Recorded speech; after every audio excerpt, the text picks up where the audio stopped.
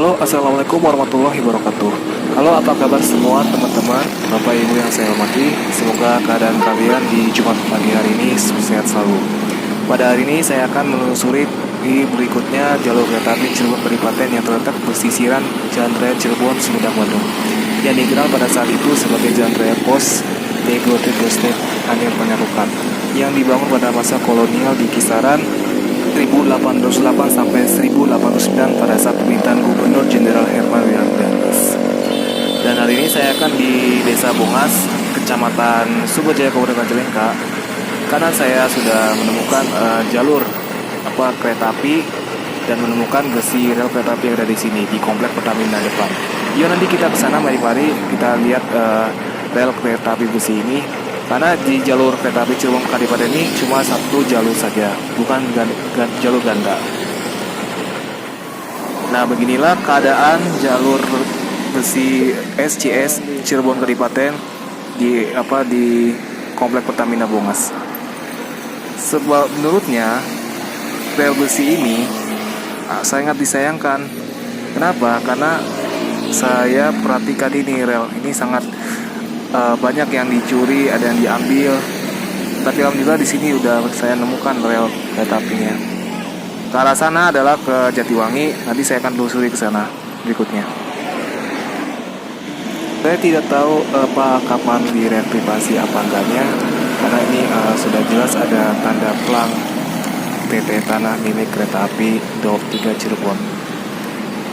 Tadi saya ke sana, sayang sekali di jalan sana udah gak ada relnya, hanya bekas di sini saja. Kayaknya gitu saja.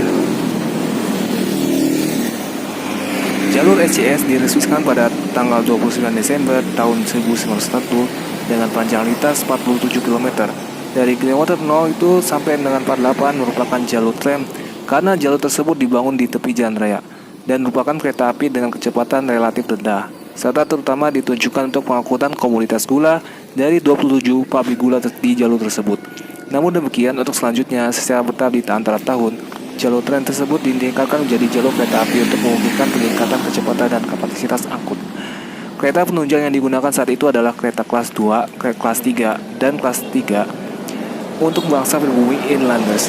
Untuk identitas ke Cirebon Kadipaten pulang pergi, terdapat 4 kali perjalanan dalam sehari dengan waktu tempuh 2 jam 45 menit hingga 3 jam yang waktu itu. Terdapat juga relasi perjalanan relasi tertentu, yaitu Cirebon Prambanan pulang pergi. Gitu ya. Untuk kereta api Cirebon Kadipaten ini diberhentikan operasinya pada tahun 1998 karena banyaknya penutupan jalur cabang kereta api pada masa tahun 70-an dan 80-an itu. Sebabnya karena kerugian ekonomi pabrik gula dari pabrik gula Parung Jaya, Jatiwangi, dan Kadipaten waktu itu. Nah, ini jalurnya. Nah, itu sudah ada patokan PT KAI. Di sini patok-patokannya ya. Kemudian di situ ada pelangnya. Saya mau maju ke sana. Jalan kaki ya.